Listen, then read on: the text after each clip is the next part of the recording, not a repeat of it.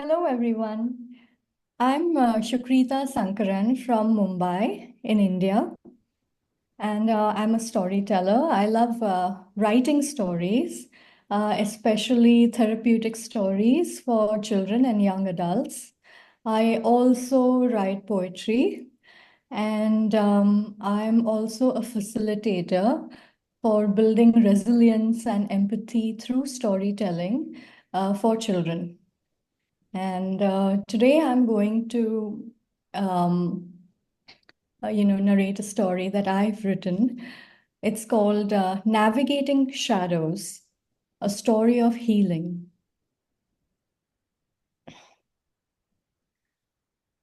In a small town in India called Randhera, there lived a woman named Tara.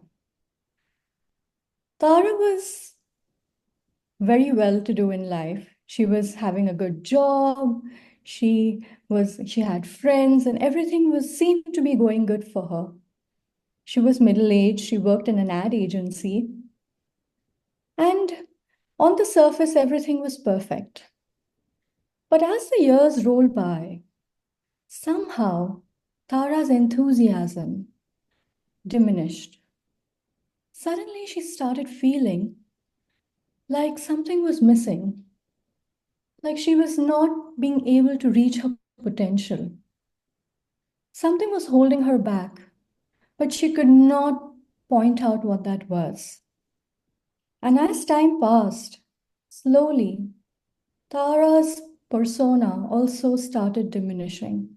From the bright, cheery, enthusiastic girl, she became this woman who was a little withdrawn, a little sad, and a lot more. One evening, when Tara came home from work, she decided to just go out into the park, which the newly opened park near her house. And maybe she thought that the fresh air and the green grass would make her feel a little better. So she put on her walking shoes and she set off. As she entered the park, she saw the beautiful trees, the shrubs, there were a few birds chirping, and suddenly she felt that this is where she wanted to be at that moment. She walked along, and the beautiful evening sun cast a beautiful shadow along as she walked. Suddenly, along the path, she noticed something overhead, and then she looked up. There was something glistening on the tree above, on the branch. And when she looked up and she looked at it, she saw that it was a beautiful big raven. And the raven's black wings, they were just glistening with the evening sunlight. Something about the raven was interesting for her. So she stopped and just looked at the raven. The raven looked back at her. His deep eyes seemed to be saying something. Hello, Tara, he said. I have been waiting for you for a long time. What you seek is something out of the ordinary. Come with me. I will show you a path, and maybe you will discover some aspects of yourself which you haven't met before. Tara just stood there. She wasn't sure whether this was real or an illusion. A raven talking, she thought. What is this? But the raven's presence itself seemed to make her feel that she could trust him. The raven hopped off and said, Come follow me. We'll go to the further end of the park. I want to show you something. So Tara followed the raven quietly. She didn't know what to expect, but she just walked along. When they walked a certain distance, they came at a clearing where there was a pond. And the pond had clear water with a fountain in the middle. The raven perched itself near the water and looked at Tara and said, Tara, This is no ordinary pond. What is this? Is the mirror of the soul. When you look into the pond, you'll not just see your reflection and parts of yourself that everyone can see, but you may see some parts of yourself which you have not met before. Tara again hesitated. But then she said, well, what's the harm? Let's try. So she knelt beside the water and looked deep within the pond. What she saw was, right underneath, a swirl of and mix of different colors at the bottom of the pond. There was gold and black and orange and blue, and the colors seemed to be getting brighter and brighter. And then suddenly, what came out of the pond was this dark smoke. And it sort of seemed to envelop the air, and it became this huge dark cloud above the pond. Tara, it was so suffocating. Tara could not breathe. Something was happening. And suddenly the fresh air was not fresh anymore, and it was getting smoky and horrid. Tara didn't know what to do. And then a voice spoke. Hello, Tara. Well, you have not acknowledged me for a very long time. I have been there with you all your life at different times, but you keep me aside. You will never measure up, Tara. You're not good enough. You're not good enough, so stay in your comfort zone. You're not good enough to do more things in life. Tara got a bit fearful and she closed her eyes. And the all too familiar feeling of fear enveloped her. Yes, she thought to herself, I have been fearful. I have felt not enough. I have felt all of this.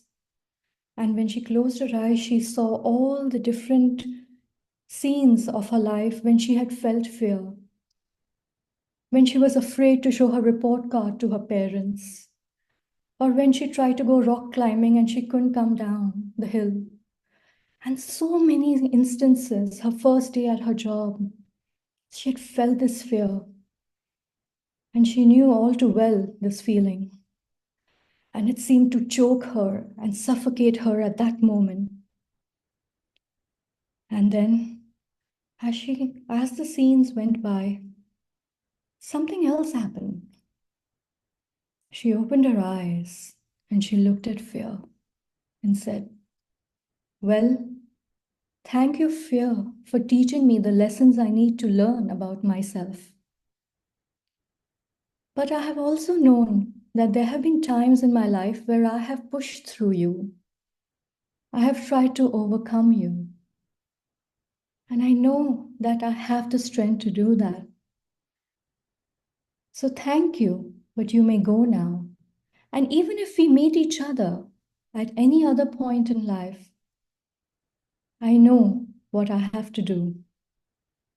Upon hearing this, fear thundered and roared, and the smoke suddenly dissipated at the bottom of the pond. And it became clear again. Tara looked at the raven. He was very much watching her. And suddenly, something else emerged from the pond.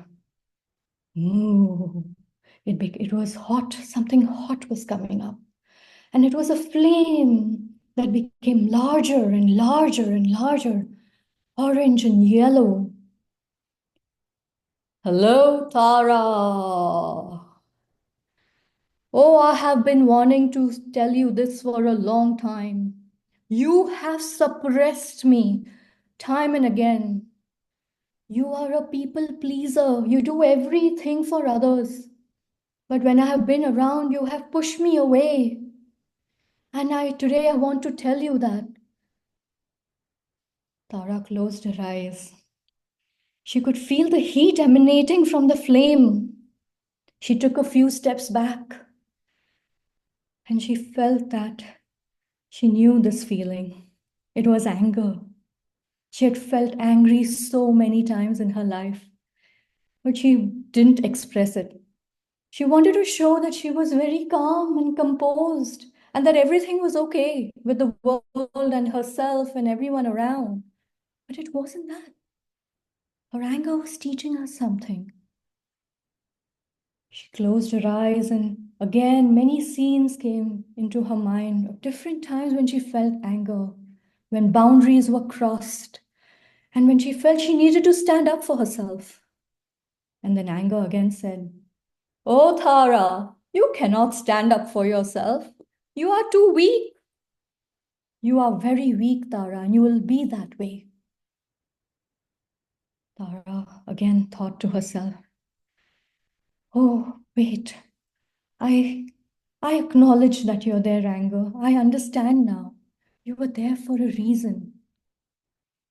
And I know that I can use you constructively. I know that something good can come out of this. You are teaching me what I need to learn about myself. So thank you, anger. Thank you for being there. But you may go now. And we may meet again in the future, but I will know what to do with you. Thank you." Upon hearing this, the flame suddenly became smaller and smaller and disappeared at the bottom of the pond. Oh, that was hard, Tara thought. She could feel her own embers cooling off now. And then when she opened her eyes, she looked at the raven. Somehow his saintly presence seemed to reassure her that it was going to be okay. And then again, something came up from the pond. An invisible figure cloaked in tattered black robes. As it came out of the pond, it said, "Tara, do you know who I am? You have kept me hidden a lot. You don't show me to anybody. And I want to tell you I'm your friend also." Tara knew this feeling all too much. She closed her eyes and a tear drop fell on her cheek. She was familiar with sadness. Sadness she felt so often, but she did not know how to express it. The grief she felt when her dog died. And so many times she felt this, but she did not express it. She went on with her life, pushing it aside and pushing it aside. And here it was, right in front of her. Tara looked at the cloak, and she didn't feel afraid. For the first time, she felt like she wanted to hold and hug the invisible figure and say thank you. So she did. She said, "Thank you, sadness. I know you've been in my life for a reason. And maybe it's also for me to discover what makes me truly happy, to go on the other side. So thank you, sadness, for being there in my life. And I know we may meet again. And I know you're not my enemy or not someone I should push aside and not acknowledge. But you are also a part of me, and I'll carry you with me. But we can journey along together." Upon hearing this, sadness melted. The black liquid melted and went back into the pond, and it disappeared underneath. Tara thought it was a lot for the day. She opened her eyes again and said, "Dear Raven, are there more?" So the raven looked at her and said, "Well, Tara, I'm very proud of you first. You were able to face 3 of your shadows. You were able to acknowledge their presence in your life. Maybe it's enough for today, but you know what? You can come here anytime and you can look at the spawn, and I will be there with you. And maybe together we can journey together and find more shadows and deal with them. Tara smiled. Suddenly, she felt like a weight was off her, that somehow her life, which was going so awry and didn't have meaning or purpose, even though she had a lot going for her, was finding its true meaning. So she got up and walked out of the park, feeling at least a few kilos lighter. And she knew that certain aspects of her healing journey had just begun that day. And even though there was a long road ahead, she knew she was ready to face whatever came in front of her. Thank you.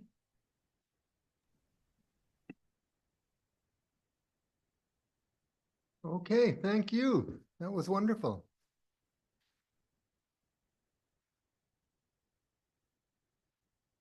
Hmm.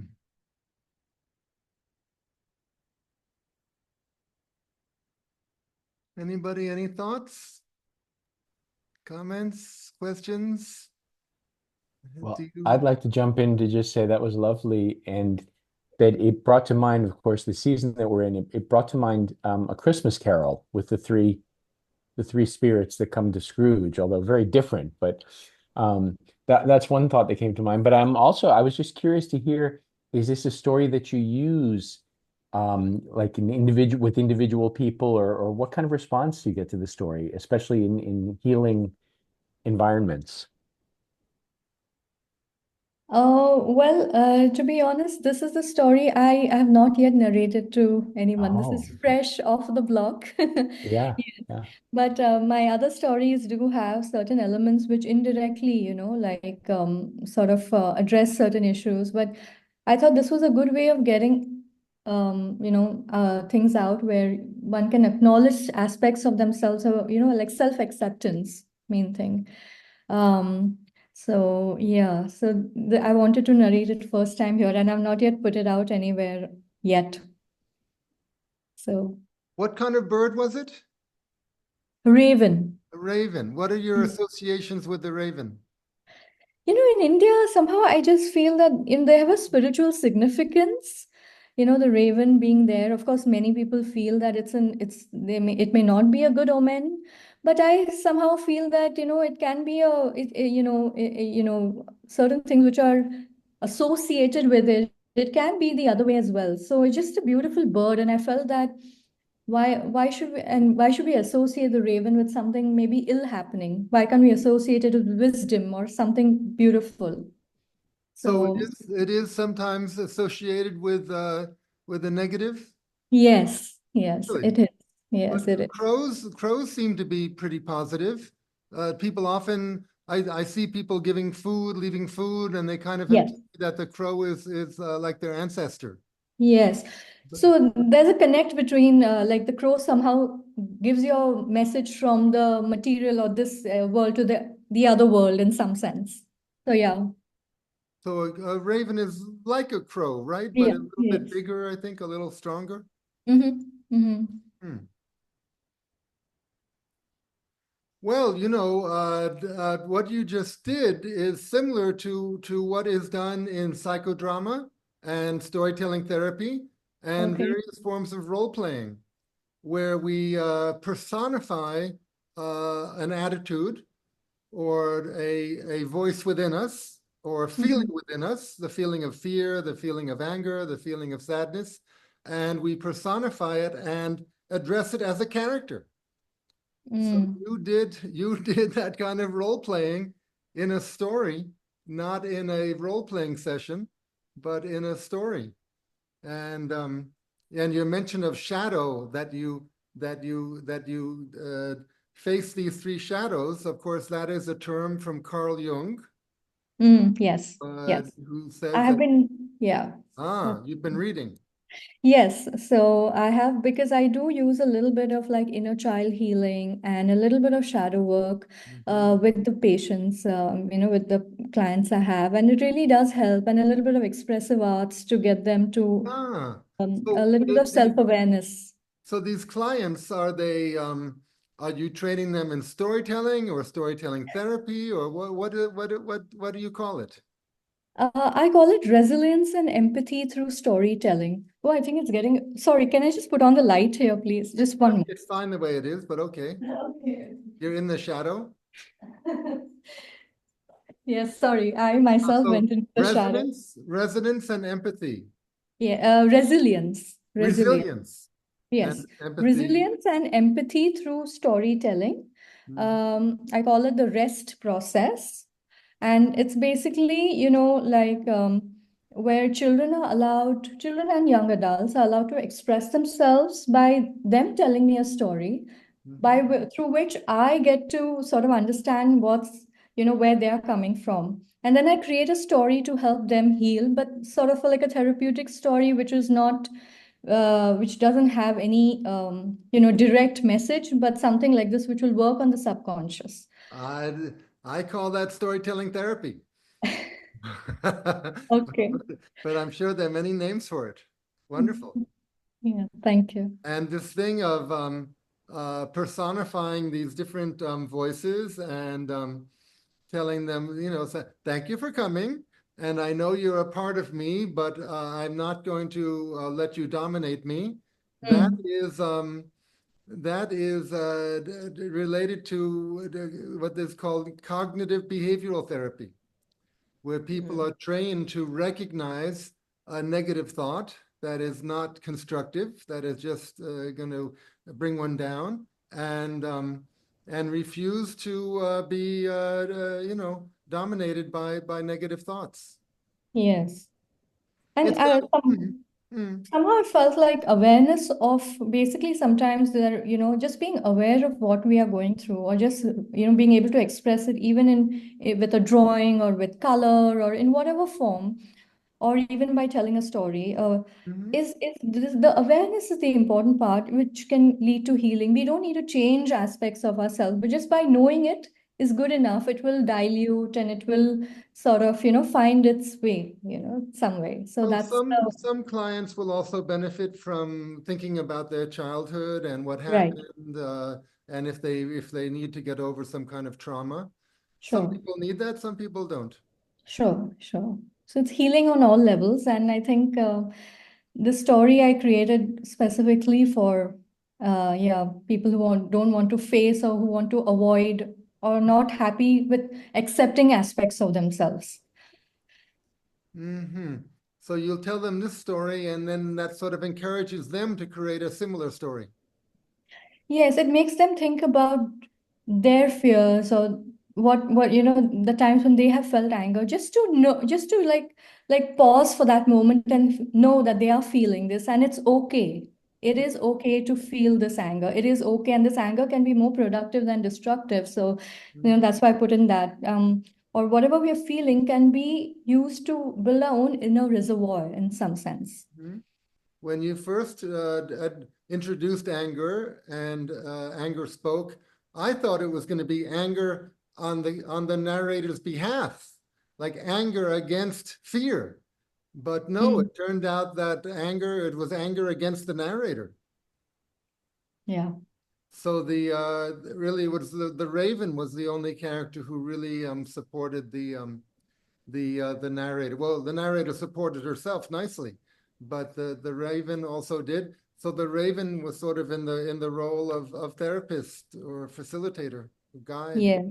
Hmm. Yes. And in that sense, I felt that, like the raven being quiet and like a benign presence. Sometimes I have noticed when I'm working with, the patients, they don't, you don't need to speak much. And sometimes just the energy or, in the room or just being that presence is also good enough to get certain things out. So I Well, felt that the raven being quiet, also just a lovely benign presence there, and just feeling, and she feeling supported by that raven, just being there yes, was important. the Raven figure, the therapist figure is primarily a witness, Yes, yes. a In this supportive case, witness. Hmm. yes, yes.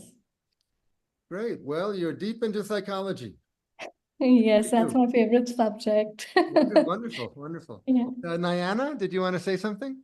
Yes, hi everybody. I'm so happy to be here. That was such a beautiful, beautiful telling. And you mentioned the rest process. Is that from Tara Bach? I think I've heard about this. It's REST, and it's like an acronym to remember a method. Mm-hmm. But I'm thinking a lot about witnessing also, and and realizing that I tell myself stories, so I'm sort of witnessing myself, but it's different when somebody outside is witnessing. And it was very gentle. I loved how gently you developed it and compassionate. And it felt slow to me in the beginning. And I thought, I don't know if I like it's not it's slow, but the slowness pulled me in and helped me listen to you better. So thank you. Thank you. I Thank you, agree. Diana. I appreciate any feedback. Thank you. And this is helpful. Thank you. I agree. I feel video conferencing is a very intimate medium because we're really just a few inches away from each other's images. And I feel soft, slow, gentle talk is it really works. It's so different from being on a stage. Oh, Okay, anyone else? Any final thoughts about this? Go ahead. Go ahead, Deepa. So first of all, I heard this kind of a story for the first time, and at every point of time, I was like wondering, now what comes next? Somewhere, even I was trying to observe if I'm in such a situation, what would I see?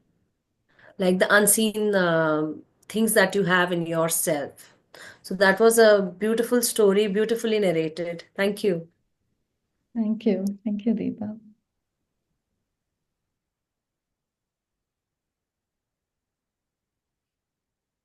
Very good. So we will proceed to the next teller.